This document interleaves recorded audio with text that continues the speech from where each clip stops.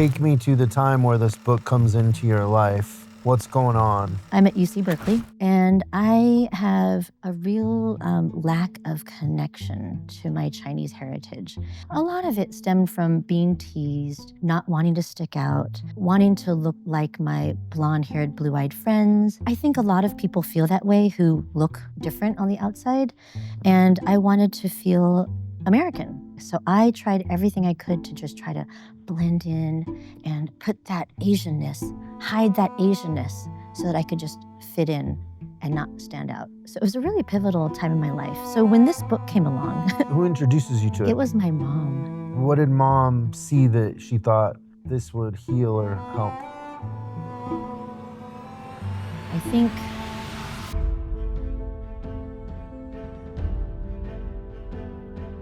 Welcome to the Syndicate X Library, where we love books, and especially books that have changed lives. Today's guest is Michele Wong McSween. She's a fashion designer turned author and the creator of the bilingual children's book series, Gordon and Lily. She's joining us today to talk about the book that changed her life, The Joy Luck Club by Amy Tan.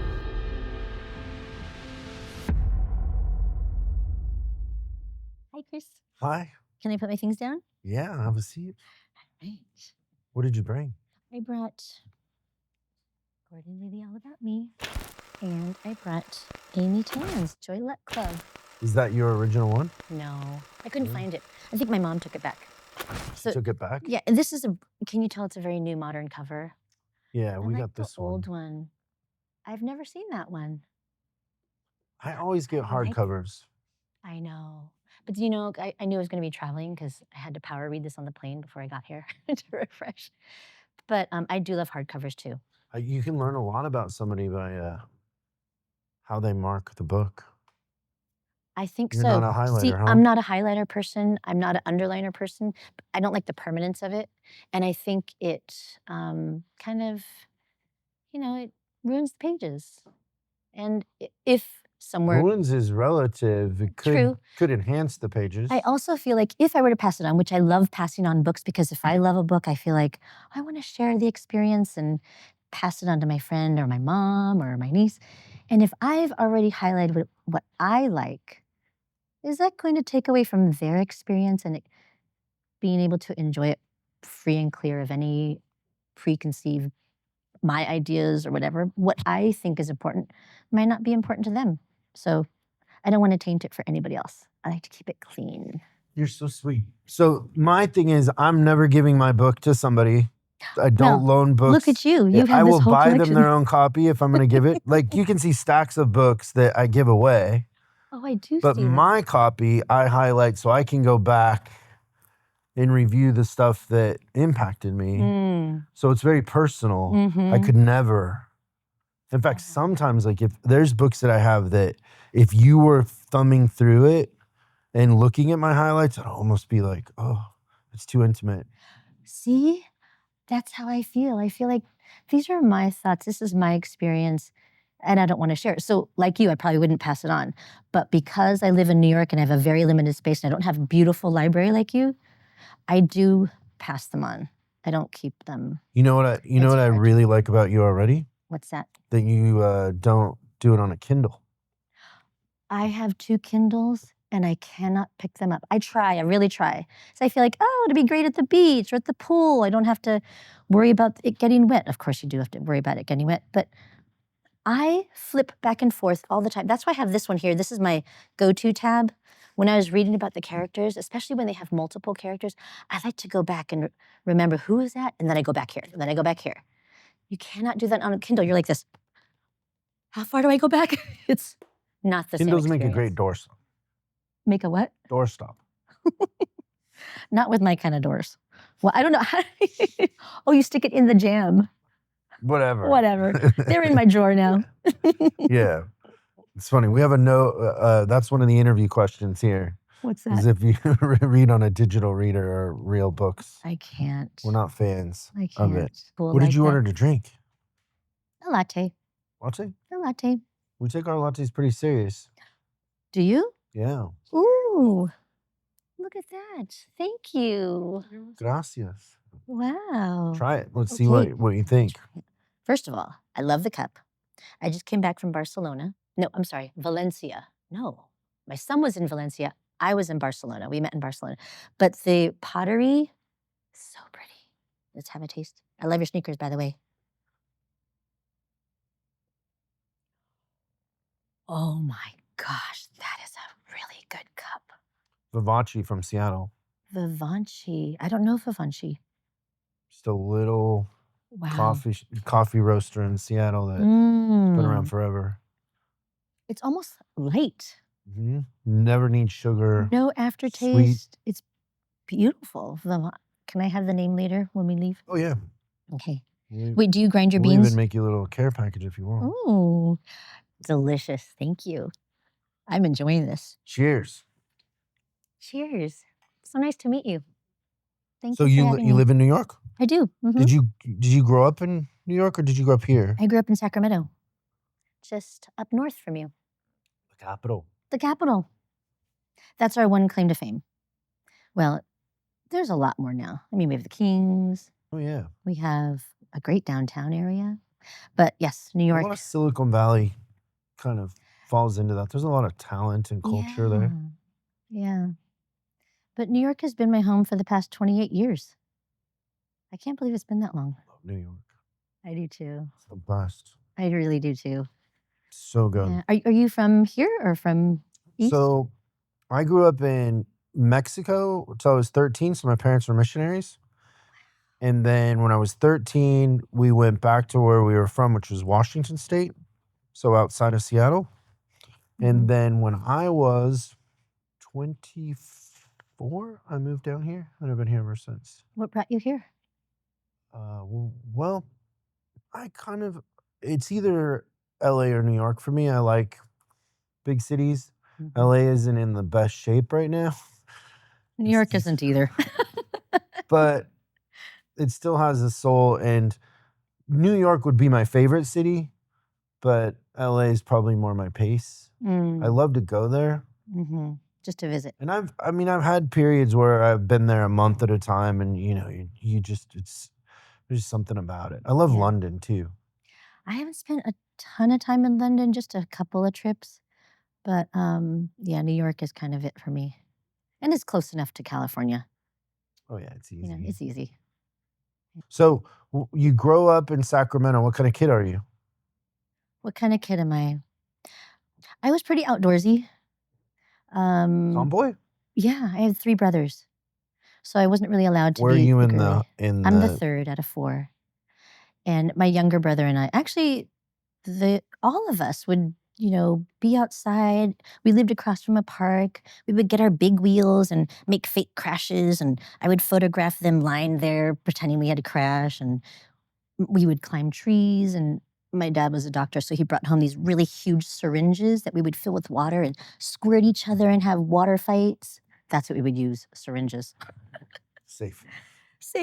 And, run with syringes. And, I hate to say it, but we did, use magnifying glasses to look at murder bugs. I'm sorry. Yes. I mean, we did all that weird stuff. You're kids. You grew up in the suburbs. We would, go to this stream. We would collect pollywogs, put them in our pond. They would turn into frogs. And I mean, I had a really nice outdoorsy kind of free childhood, riding bikes everywhere. It was a very different time than now. And people ask me, how do you raise kids in New York? And the answer is, I don't know. I grew up in Sacramento. It's a nice little suburb. New York is a completely different environment. So the things that I grew up with, my kids didn't necessarily have. I mean, we still did a lot of outdoorsy things, but it's different. It's different. So I was able to grow up in a very free, safe environment, and it was really great. What were your early interests? I love to read. I would be the kid that would say goodnight to my parents, then hide under my covers and read my books before, falling asleep. I loved make-believe. I loved playing games with my brothers. We would always make up weird stories, and my younger brother and I would have like picnics in my bedroom because for whatever reason, my parents thought it would be a good idea to have a green carpet in my bedroom. No pink, no purple, no, white or anything like that. I had a bright green carpet. Like It was, almost like AstroTurf? well, more like lime green-ish. Not harsh or anything. It was very pretty, like spring green, but it was a perfect setting for our picnics. So we would bring in, I mean, we weren't allowed to eat in the room, but we'd bring our make believe snacks. We would have picnics and have my Barbies, do tea parties, that kind of thing. And then I had tons of cousins in Sacramento. So we would, swim at the pool together. We did a lot of fun outdoorsy, carefree things. Were you close to your dad? No, not really, not as a kid. He was the real patriarch of the family, where he worked all day. And at nighttime, we would go to bed and they would, come say goodnight to us. But he was really um, the patriarch. And it wasn't like now where, and, also being a Chinese dad, back then they didn't show a lot of affection. My mom was really the nurturer, the hugger, cuddly. But my dad was, a little more distant. He was always thinking about providing for us, and he was a doctor, so he worked, you know, all hours of the day and night and weekends. He was on call, so we did a lot of family vacations, skiing in Tahoe, fishing in Tahoe, Disneyland, all that stuff. But it wasn't like he was the day to day, be really involved with their lives. That was really what my mom did. He would help me with my math, some other homework, but when it came to like a project, that was my mom because my dad was working. I think that's very common for really traditional families. And, I'm fourth generation. My dad is second and my mom is third. So he was, you learn from your experience. So his dad was, the kind of dad that just went to work at multiple jobs to provide for the family. And the mother was really the caregiver. I think that's very common for a lot of immigrant families. And so my dad kind of took on that role. Take me to the time where this book comes into your life. What's going on? I'm in college. Where are you going And to college? I'm at UC Berkeley. And I have a real lack of connection to my Chinese heritage. And even though I grew up with a very large Chinese family, I'm very close with them, I didn't feel super connected to my Chinese culture. And a lot of it stemmed from being teased, not wanting to stick out, wanting to look like my blonde haired, blue eyed friends. I think a lot of people feel that way who look different on the outside. And I wanted to feel American. And I always told my parents, I'm American. I don't need to speak Chinese. I'm American. I don't need to learn these things. That's so old fashioned. I'm American. And so when I went away to college, I had that mindset. And, I'm embarrassed to admit it now, but I think it's important to address it because I have come so far and I have reconnected. But back then, I was not ready to embrace my culture. I was not ready to have this relationship with my culture because all I wanted was to be like all these American kids. And to me, American meant blonde haired, blue eyed because of the shows I would see on TV. Everything was depicted with commercials of blonde haired, blue eyed families or brunette or whatever, but you never saw Asians in the media.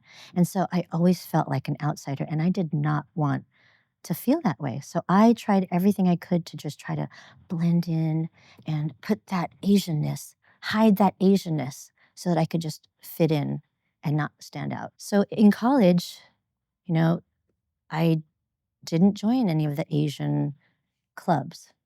I joined a Caucasian, like typical Greek sorority. And there were maybe 4 or 5 Asian girls in my sorority, but it was majority Caucasian. What kind of hazing did you guys have? It wasn't that bad. I mean, No? obviously drinking. But I think Were you fraternities, known for being able to drink more than everybody else? no, I No? could not. Asians can, well, a lot of Chinese cannot hold their alcohol. We're missing this enzyme that breaks down the alcohol. So I turn bright red, and I cannot, my body cannot process it. So, My best friend growing up was Korean, and he was like that. And do you know you can drink Guinness? well, I don't care for beer, but okay, you can drink Guinness. So we figured this out because Guinness isn't pasteurized or something. Oh, Something. It doesn't have that enzyme or whatever. okay. But it's like eating a loaf of bread. Like he gained a lot of weight. That's what did wasn't it for me. it wasn't Yeah. good. Not good. But yeah. Not good at all. So no drink. So how did they haze you if you can't? I mean, it wasn't pretty. I turned bright red. Yeah, it wasn't pretty. But, that was just a silly little thing that you had to do just to get in. But, the overall experience was a really wonderful sisterhood. And I just had dinner with one of my sorority sisters last night. I've met some of my best friends in my sorority. You're not going to be friends with everybody. I mean, it's a big house. But I did stay friends with, at least 4 of them. And we are still best friends to this day. Yeah, it's a So crucial time in your life. Like you it really make is. And, those connections. Berkeley is such a big school, and it's very easy to get lost. And I really wanted to have that kind of home base there.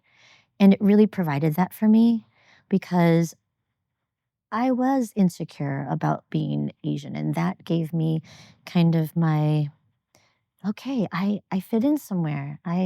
I'm Chinese, but they accepted me. And look, here I am and with these girls. And it was actually a really great time in my life. And my dad likes to say that I'm a late bloomer. So I feel like that was the time where I started to really come into my own, not as a Chinese American, but just as a person. My confidence grew, and I never had sisters. So I started building friendships with women that I had never had before. So it was a really pivotal time in my life. So when this book came along, my mom, Who introduces you to it it? was my mom. Because So why? What did mom see that she thought this would heal or help? well, she saw me as a daughter that didn't appreciate her culture. And I get it so deeply now because I have 3 sons, and it hurts me to my core when I hear them say, "We're not," I mean, and they go through different waves. "Oh, I don't say I'm Chinese. I say I'm American," or "I say I'm half," or, they emphasize the non-Chinese part, and it hurts me. And so when I would say things like, "I'm not I'm not Chinese, I'm American," I can see now how that hurt her. And so I think this was her way of trying to extend an olive branch to me, saying, when you're ready, read this book because this provided so much insight for me, and it really cracked open this world for me that I still wasn't ready to connect with yet. But what it showed me was these really intense experiences that mothers and daughters have. And I'm her only daughter. And so I see it now. I didn't see it back then. I see it now that this was her way of trying to connect with me and trying to share our culture with me. And while I didn't embrace it back then, it did kind of spark something in the back of my mind where I actually could relate to something written by a Chinese author, written about Chinese mothers and daughters and the complicated relationships that they have. And it really did spark something in me. But again, I'm in college, I'm having fun, I'm not ready yet. Still not ready yet. Timing's a whole thing. Timing's a big part of it. Yeah. So she gives it to you. She gives you her copy?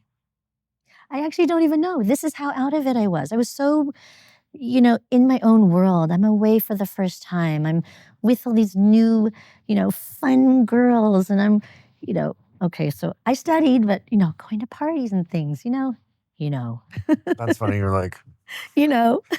no surprise you partied in college. So, But I, she I, gives it to you. she How gave it to me. long till you start reading it? I honestly can't remember when. I honestly don't know when, but I did read it during college. I must have picked it up and was like, okay, what's this book that mom sent me? It must be important. So I did start to read it. And, I didn't fully take it in. It did, you know, plant something in my brain about, oh, there are people talking about these complicated relationships and the things that I see with my grandparents and how my mom is with her parents and how my dad is with his parents. I did start to understand those, the relationship between an immigrant parent's experience and an American born child's experience. And it's very hard to kind of see each other's point of view. And it's really important to listen. And I think this is my first time of actually listening to these stories. I had heard stories, my parents would tell me, oh, your grandfather, your great grandfather, it was so hard. And of course, here we are, American born kids. Yeah, yeah, yeah, here we go again, and it's terrible, but kids are just not ready. And they get there on their own time. But again, they were in there. I had heard the stories. So this and reading these stories really kind of made me think, oh, so I'm not the only one having these experiences. This amazing Chinese author wrote about these experiences, and I can learn from them, connect with them, and now look at my experiences with my parents. So Amy Tan is the writer. And just if you could just kind of summarize what the book is about. It's a book about mothers and daughters, the complicated relationship between them. All of these mothers came from China, and they had harrowing, traumatic, upsetting, horrible experiences, but they came to the States to give their children a better life. Isn't that the immigrant story? Then their daughters, who are born here, San Francisco, California, they see what their parents go through, but they don't feel what they had to go through on that ship with those people. Like those experiences, it's really hard to understand them if you have a completely different one here in the States. And so it's that really complicated relationship because the mothers have this point of view, the daughters have this point of view, and it's not gelling. And it's just, there's so many subtleties and not so subtle, with the mothers expressing the sacrifices, the expectations, the hopes that they're instilling into their children. And I think that's also a very common theme with immigrant families. They come here for a better life. And so, we've struggled, but you don't have to. You're here in the States. You have this amazing land of opportunity, but then there isn't that same understanding of gratitude and appreciation in the American-born children. And that's where the problems kind of start. Yeah, in a sense. And so I have some experience with this because I grew up in Mexico. And in Mexico, a lot of the, people would love to be Americans, and they try to cross the border and come up here for opportunity, right? Mhm. And so, in a sense, like I always kind of in the back of my head had the understanding that I was lucky sperm club, in a sense, that I was born American, because it was Mhm. something that, even at the age of like 10 or 11, there would be dads trying to get their daughters to, they wanted them to marry me so they could become citizens. Like it, Mhm. and it's a real thing It because there's is. opportunity here that you take for granted if you live here. Mhm. And unless you've experienced it somewhere else, you don't understand. And then the other part of it with a lot of immigrant families is the parents make these sacrifices to come here for their kids to have a better life. And then they kind of, in a sense, hold it against the kids. So it's this, how there's this kind of this thing with people in their shadow, right? Like where the person who's the most critical of others and judgmental usually doesn't like themselves, right? Right. Like there's that inner battle Right. that we all have. It's Mhm. human, Mhm. the contradiction. It's that contradiction between the parents and the kids of, I made this sacrifice, but the kids would never understand firsthand because they weren't there. They didn't live in Mhm. China or Mexico. They're like, I'm just trying to fit in at school. Like, and I got zits and I'm going I through know, puberty and I'm being and teased, yeah. doing funny things with their eyes, and yeah. And so that tension is fascinating, and that's kind of what's happening It's in the the lack book. of understanding each other's stories. And I just think you have to hear each other's stories to have this coming together moment. And it's hard. It's really hard because everyone is so consumed with their experience. And it's hard if you're the immigrant. It's hard if you're the first one born here. It's hard. So I'm just going to kind of go through some parts of the book and get your take, Yeah. okay? Look, we tab it the same. Yeah.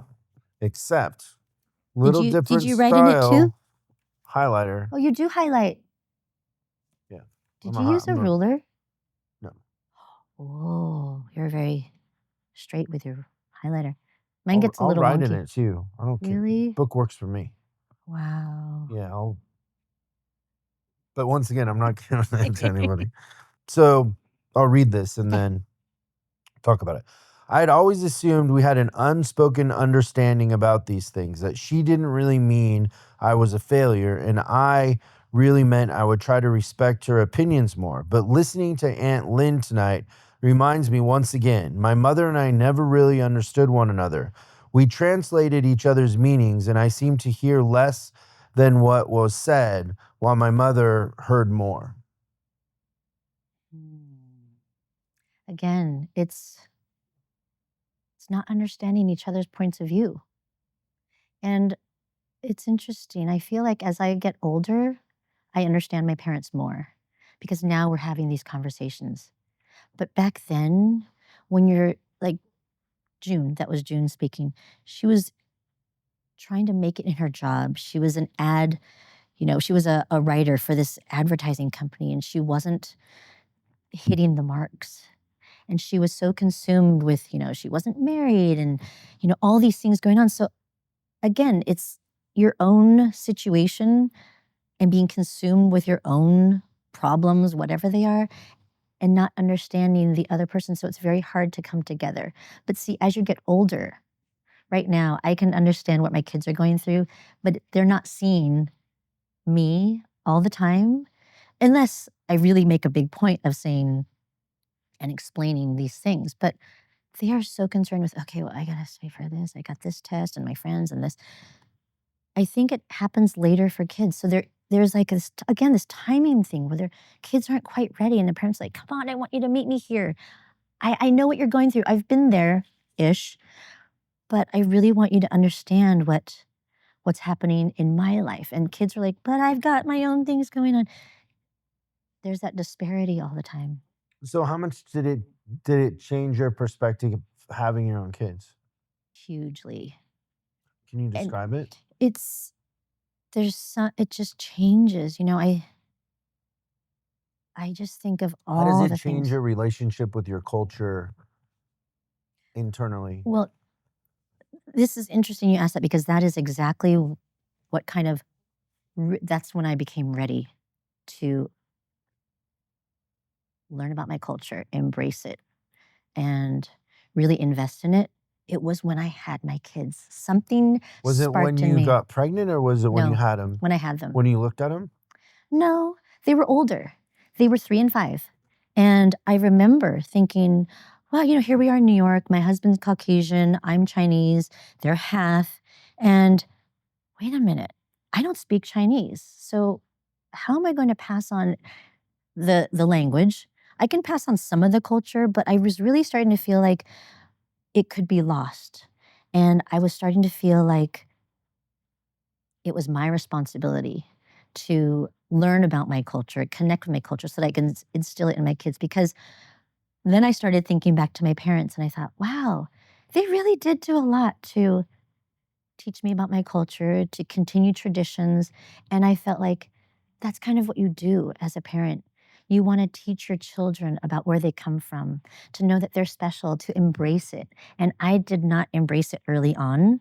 And I really feel like I missed out. I wanted my kids to connect with their culture early on. And so that's what kind of sparked my whole journey with wanting to teach them Mandarin. I didn't know Chinese. I started taking classes to just teach them. And then that sort of sparked this whole journey, wanting to connect. What traditions do you want them to appreciate? I could say this real traditional things of, oh, we during Lunar New Year, we give oranges and you give the parents give the hong bao and you eat special lucky foods and you wear certain things and don't use a sharp knife because you'll cut away your good luck and don't wash your hair, you'll wash away your good luck. Those are all, kind of fun, silly superstitions. But what I think is more important are the underlying things that are written so beautifully in here. It's the underlying things that we don't say, but they're just done. Like when you go to someone's home, you bring them something. When they leave, you give them something. It's this reciprocal, generous kindness, um, so many subtle things.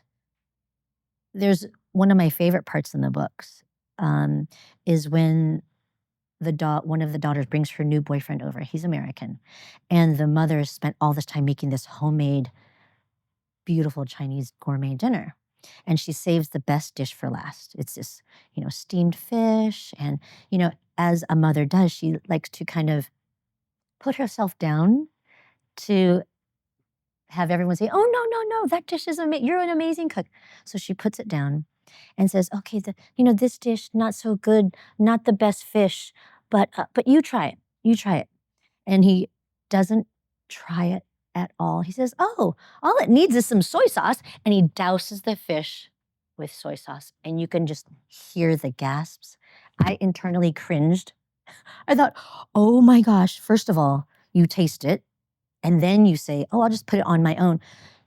And you never douse your food with soy sauce, ever. And so there's a lot of unspoken traditions, unspoken cultural things that we do and don't do that I think you just get from being in a Chinese household and visiting your grandparents. You take your shoes off, you wash your hands. I don't know. There's just little things, little subtle things that aren't necessarily, written about, except, sometimes you write about them in books to make a point. It's just your culture. It's just how we are. Did you have that experience when you were younger where you brought a boy home and there was a cultural difference? I didn't bring boys home. You didn't? No, I wasn't allowed to date. Oh, good dad. No, no. Wow. Mm-mm. Yeah, not even in college. Mm-mm. Who's the first boy that you introduced him to? Hmm. Oh, actually, okay. I did have a boyfriend in high school, but he didn't come around and hang out and come to dinners. We didn't do that. So I guess the first one that came over for dinner, let me think. Wow, I really have to think. It was probably maybe a boyfriend after college. After college. But we weren't that kind of household. I know, like, American families, American, when my kids have, my sons have girlfriends, they bring them over all the time. They come over and hang out. We have dinner. Can so and so come over? And I just feel like I have to just go with the flow and say, yeah, of course. Because the thing that being raised in a very strict household, I felt very, kind of unseen and not always supported in my life. And I feel like I got close to my parents after college. I wanted the relationship with my kids, you know, during those really pivotal, crucial times when I knew they were going through hard things because I went through them. Elementary school, middle school, high school. Oh my gosh, the friend group thing, the pressures of grade, whatever it is. I wanted to be really involved. And I knew that, they were going to date earlier and I wanted them to feel comfortable because I wanted them to be able to talk with me about things. I didn't feel comfortable talking to my parents about, oh my gosh, actually, I never did talk to my parents about boyfriends until much, much later. And still, it was just with a little trepidation. And I think, again, that's part of, the immigrant. Even though my parents were not the immigrants, it was their parents and grandparents. It's still that kind of formality, parent-child relationship. I That's think a tradition in a sense too, right? it is. It is, and not just with Chinese families. It's a lot of We're very mimetic. mm, Like dads end up being like their dads and moms end up being like their moms, and it's they all we they know. think they're not, but most of the time, what's that saying, the apple doesn't fall far from the tree? Yeah, and, it's interesting. I tried really hard not to be. I said, "I'm not gonna be strict like my parents. I'm not going to do this. I'm not going to do this." I bet if we asked your kids, they would say you're strict, right? Yeah, I think so. I mean, I do feel like I've become, I'm more lenient. I mean, my parents look at me and think, "Oh my gosh, she's so loosey-goosey." But at the core, I still hold on to those values very Also, the deeply. the contradiction in the whole thing that's funny is you turned out really well. I hope I did. Yeah, like I mean, I your think I'm parent, well-adjusted. yeah, your parents in the end raised a good human, right? They did. They really did. And I always ask, and now I'm asking my parents for advice. "How did you do it with 4 kids? I only have 3. How did you do it?" They said, "We did our best and we prayed for the rest." That's all you can do. I love when parenting advice is random. Well, we don't Yeah. know. Yeah. Good luck.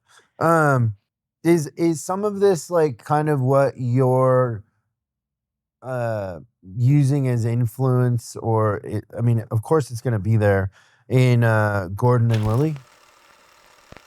What parts of that culture difference and the difference between daughters and moms carries over? I don't think the relationship of mothers and daughters carries into Gordon and Lily per se, but it is all about connection at the end of the day. Yes, Gordon and Lily teach first words in English and Mandarin, but it's really a way for parents and kids to connect in a fun and easy and accessible way. I didn't have books like these for my kids growing up. And I wanted that because I saw the books that they gravitated towards when they were young. Colorful, bright, really clean pages. And I reacted to those too, being a former designer. I didn't like what I found in Chinatown bookstores. They were old fashioned, the illustrations were kind of complicated and not cute and friendly. And I thought, can I connect my kids to their culture in a fun way? What's going to make them want to actually pick up that book and say, "I want to read this at bedtime, mommy"? And out of sheer frustration, I had to create it because I wanted it so desperately for my kids. And that was my way of starting to connect them with our culture. If they saw it in a cute, fun book, it wouldn't seem so different if you saw this really old fashioned, illustrated book with really tiny Chinese characters that were hard to read. There was a vast difference between the books that they liked and what I found that was available back then. And so I knew that in order for me to connect them with our culture early on, the things that I had to create would be something that they would actually gravitate towards. That's great. It's fun when you create something that you wish existed. Yeah. I think a lot of moms end up doing that, out of sheer necessity. Yeah, And that's a moms are fun like, thing. "I'm not going to waste my time. I'm going to do it myself." Moms are great inventors. Yeah, out of necessity, right? Yep, yep. So, do you feel like you had any trauma growing up? Um, I mean, of course, my identity was an issue. I wouldn't say I was traumatized by it. I was uncomfortable with it. I was embarrassed of it. I just wanted to be blonde and blue-eyed. I would try to pinch my nose to make it more pointy, but I don't think it caused me deep-rooted trauma. I mean, trauma to me seems, really severe. I think I have been able to heal whatever insecurities I had about being uncomfortable with being Chinese, and I've really fully grown into my Chineseness, and I call myself a born-again Chinese woman. Like, forget the born-again Christian. I'm a born-again Chinese woman because I really feel like I can't believe, like, this is my culture, and I'm so proud of what my great-grandfather did when he came here and what my grandfather did and my parents, and I'm so proud of what we've done, what we've accomplished, and what I have done here, and the community that I've been able to connect with in New York, and then the authors that I've met along the all the Asian American authors I've met along the way. It's really, it's really incredible, and I feel like I've healed many, many times over from whatever insecurities I had, and I'm fully embracing who I am now. There's a great kind of perspective on just trauma in general. In here, it says, that is the way it is with a wound. The wound begins to close in on itself to protect what is hurting so much. And once it is closed, you no longer see what is underneath, what started the pain. Mhm.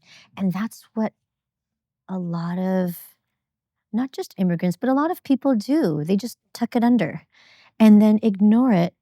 And then guess what? 30 years later, they're in therapy about it. Like, I don't understand why I feel this way. Oh, way back then, when I didn't address these pains or humiliation or trauma, they come out. I feel like it's like the boy that stuck his thumb in the wall, holding the water Mhm. in. Eventually, it starts coming out in all these different ways, and you can't really figure out why or how it's coming out. But things do start to materialize as you get older, and especially with relationships, not just with your kids, but with partners, even with girlfriends and parents. Gosh, there's so much to unpack about relationships and how they evolve and how your past can really affect your relationships with people in the future. Mhm. Behavioral cascades, right? Mm-hmm. Okay, so you kind of mentioned this earlier when you were talking about your dad, but the patriarchy and just that hierarchy is interesting. And so in here she says, for women is yin, she cried sadly, the darkness within where untempered passions lie, and man is yang, bright truth lighting our minds. What is the difference in China with the patriarchy versus here culturally? I don't really know if there is a difference, but I think patriarchy is kind of the constant here. The male, and I'm going to only speak from the Chinese perspective because that's all I Well, know. Chinese and then a female perspective. True. So that point in the book, and actually all of the mothers' immigrant experiences when they were in China, women, and I don't know if you know this, but women, when young girls were born, they were raised to be married into the husband's family. Once they are married into the family, they are part of the husband's family, never to return to their own. So the daughters are they never fully belong to the family that they were born into because they're only being taught how to cook, clean, embroider, all those things so that they can take them to their husband's family. So the daughters were always seen as almost a burden and a way to trade for a better life. So if you had a daughter that could do all these things and you married her off into a well off family, then your daughter would have, status. And so the men really dominated in how families were perceived and the power that they had over other families and especially over the women. Women were just there to serve the men. And I think, a lot of the hardships that women had to deal with, there's a lot of trauma there. And I think that's what a lot of American women now, you're talking about the yin and the yang. So, okay, now in the Americanized version, men still have that ruling fist. I am the leader of the family, and the women still do the caretaking, the nurturing. So there does have to be this balance. And I see it in my parents. My dad's always been the one to work out of the home. My mom is always the one to work in the home. And it has to have that balance to create their marriage of 62 years. Were your parents' marriage arranged? No. So in China, though, would they be arranged? Oh, absolutely. So that's a difference. Oh, huge difference. Because if you choose somebody versus of your own choice. I don't know how you're traded. Is it a trade or how does it work? Essentially, yes. You have what's called a dowry, and you can have a goat, a sheep, and family jewels that the daughter would take into that family to increase her value. So in addition to her maybe having the bound feet, do you know about the bound feet? Kind of. Again, that was a way. That sort of stuff's kind of hard to. Oh, it's hard to understand. It really is. But it was their way of, again, keeping the women in their place, because you can't walk. Forget about running. So the women were really there to just sit and, needlepoint, have the children and carry on the family name with sons. And it's hard. My great grandmother had bound feet. And you have to crack the bones. It's torture. And so that really does something to your psyche. You know where you are meant to be in the family. And so the husbands are strong. They go out and work in the fields. The women stay at home and do the caregiving. It's very clear, the roles. So yes, when you come to the States, it's still that way, but you have more freedoms, obviously. You have picking who you can marry. My grandfather and grandmother were matched, but with the condition that they liked each other. So every generation gets a little bit more looser, I guess. And you start having more choices because they start pushing back and saying, I don't want that. So, my parents were able to choose each other. I was obviously able to choose my partner. And, but I still think that there is that underlying, and it's also society, the patriarch. I mean, now, of course, it's, some men stay at home, some women are in the workforce. But I think in traditional families, it's still the man, we take the man's name. And I think it's, it's still there. Yeah. It's, yeah. Did you feel that as being a daughter? Was that still kind of thank you. Something that you felt? Absolutely. That you were going to be married off kind of a thing? Oh, no, not that. I just felt like my dad was the iron fist. And, my mom would be the one playing a role. Yeah. My mom would be the one we would negotiate with and say, hey, can I do this with my friends? No, because of this. And then I'd go and ask my dad, and he would say, did you ask your mother? I'll say, yes. What'd she say? No. And, he would be the lay down the law kind of guy. But yes, my father was very much, I was intimidated by my father as a young girl. This exchange is pretty funny in the book. Okay. About torture. About torture. Okay, I need to get my glasses. Good thing I brought them.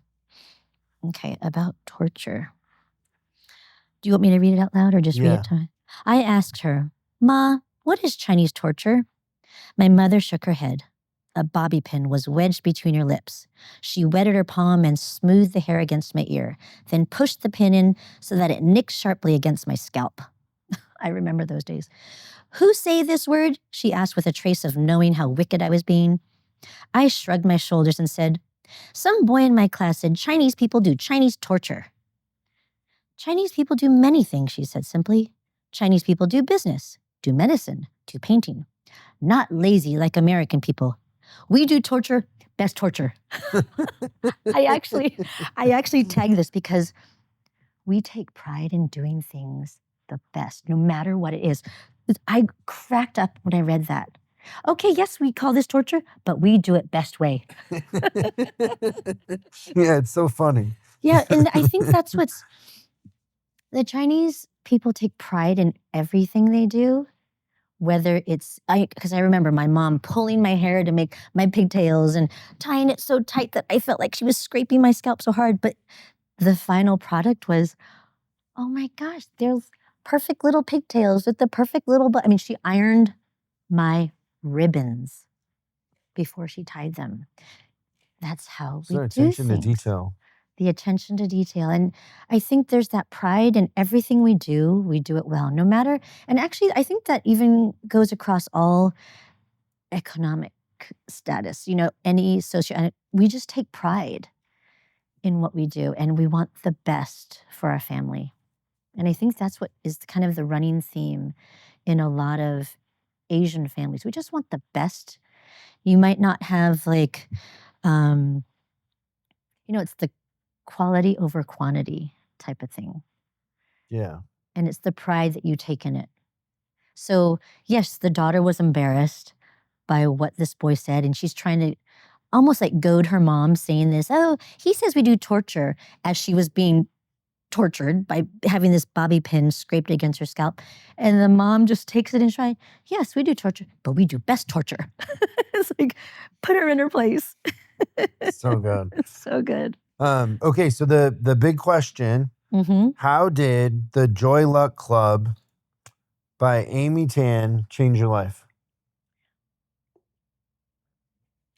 It really made, it changed my life back then because it started to open this, like, how you said you bury things?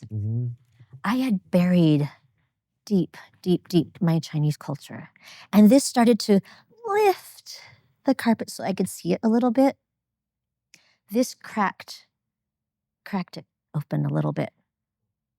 And reading it again, it's just full blown, wide open. I see it so clearly. I understand it so deeply.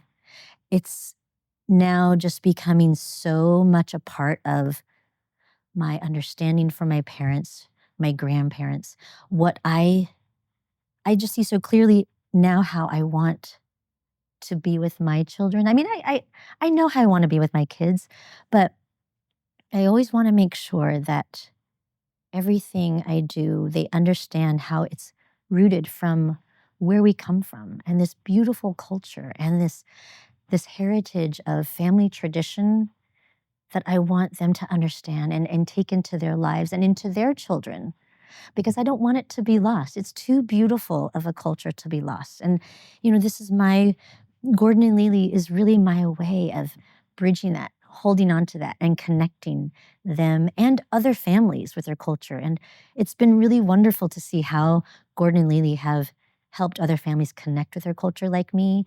And so many people say, I didn't grow up speaking Chinese either, and it was really hard for me to pick up these books, but yours make it so easy. Thank you so much. So it's really, like I said, this has, Amy Tan, thank you so much. It has really been kind of the one thing that kind of just started the conversations and started my journey. I wasn't ready then, but now I see how it did start just to crack open and peel back the layers to this deeply rooted, hidden treasure. Have there been any unintended surprises from Gordon and Lily and the feedback that you get from people that you didn't expect?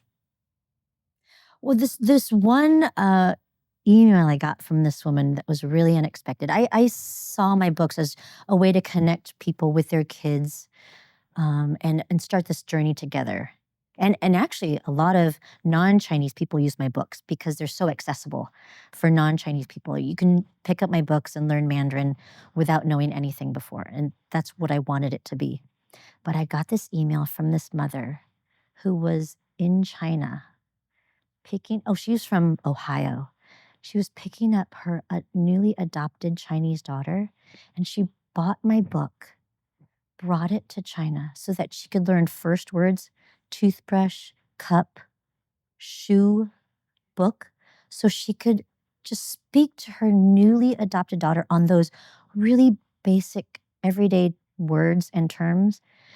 And that just brought tears of joy to me because I thought, I never thought of a different kind of mother's and a different type of child's experience. So that really opened up my understanding of how far Gordon and Lily could reach people. And that stayed with me all these years. I still talk about it. And she Beautiful. sent me a picture. Oh, Oh, it's really precious. yeah, that's so sweet. Yeah. That's great. Is there anything that we didn't hit or talk about that you want to talk about? Have you ever tried to learn a language? Well, I'm so just I grew curious. up in Mexico, so I knew Spanish. And you learned it as a child, right? Well, being a kid down there, it was my first language for quite a while because my Wow. mom used to say I would talk in my sleep in Spanish. Really? Well, because I was I was in Mexico, so I didn't have any Wow. American. So did you retain it? No, I hated it. You hated Spanish?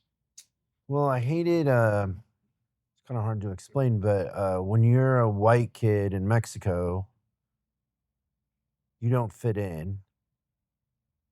And there I was what would be perceived to be a rich kid, even though we were very poor. Mm. Like the clothes I wore were donated, but I had clothes. Ah. But in America, I was really poor and ashamed. Like I didn't fit in. So I didn't fit in Mexico and I didn't fit in America. Mhm. And what I really wanted was just to be an American. And Mm. so when I was 13, my stepdad, he was a pastor of a church down there. He left my mom and I, and we went back to Washington, and I got to be an American. And the other part too is when you're a missionary's kid, they go around to churches and they raise money, and you're a performing monkey. So people are like, "Oh, you're the missionary kid. Tell us something in Spanish." Oh. And like it's always like this thing. And so when I could be done with it, I was done. It's so funny too because I took Spanish in high school and got like a D. It didn't come And I back? knew Spanish better than the teacher. Wait a minute. It wasn't that What it didn't come happened? back. I just didn't want to do it. I Aha. wanted that part of me, that shame that I don't fit in. I'm a gringo in Mexico and I'm the poor missionary kid in donated clothes that's poor that, oh, speak Spanish, do a trick for me, kind of a thing. Mhm.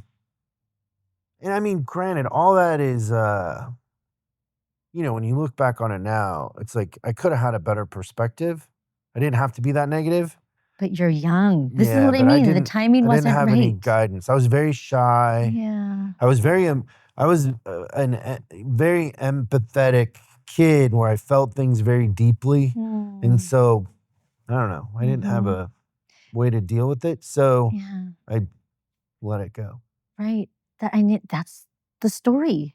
So many immigrants let it go because they just want to fit in. Yeah, I And wanted to fit in.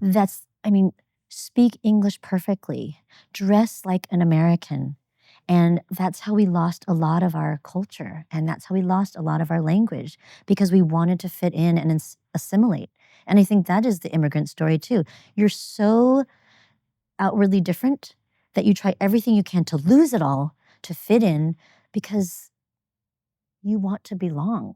I would beg my mom to let me shave my head and dye my hair black. But you know why the Oh, kids shave their heads? why? Because of lice. I Oh, would get no. lice like once a week. Oh my gosh. But I had this, light blondish red hair Yeah. and long, and all the other kids were shaving their heads because of lice. And my mom wouldn't shave my head, and she wouldn't let me dye my hair. So yeah, Oh, I wanted to fit in. oh the trauma. I see it the same way you do. It's not. Yeah. It's an incredible experience to be a kid growing up in a foreign country. Oh, Is amazing. Amazing. amazing. Like there's Yeah. no. What a gift. And Yeah. that's what I say. It's all perspective. When I meet people that speak Chinese and they buy my books because they don't know how to speak to their kids in Chinese, and I'm thinking, you know Chinese. just speak to them. No, no, no, it's so hard. I'm thinking, oh my gosh, if I spoke Chinese, I would be speaking to my kids all the time. I didn't grow up with that gift. It's a free gift to give to your kids. But it's a really hard thing to, if you're not immersed in it, to pick up the language like that. You know what's funny is my mom and stepdad used to have on the weekends, they would have Spanish only days in the house, but I so love they had to that. learn it because I knew it because I was a kid. I just learned and they didn't. So they would say you can only speak Spanish in the house because they wanted to learn. Where I was like, You're like, I know Spanish. Yeah, because I don't know, when you're a kid, you can learn a language really oh my quick. God, you're a sponge. I always tell people, when kids have that sponge for a brain, you can absorb everything. Well, I've got that brick. Nothing's getting in there. Oh yeah, I think about I've thought recently about learning French because, you go to France and it's like It's a beautiful language. I don't know, so much work. I took 3 years in high Google school. Translate works. I took 3 years of French in high school. I can only say 3 things. Yeah, as you get older, it's not the Yeah. same, but it's funny. Yeah. So I Yeah. understand that part of it. It's funny. Yeah. This has been really nice. Yeah. Thank you for doing this. It was really fun. Thank you for inviting me.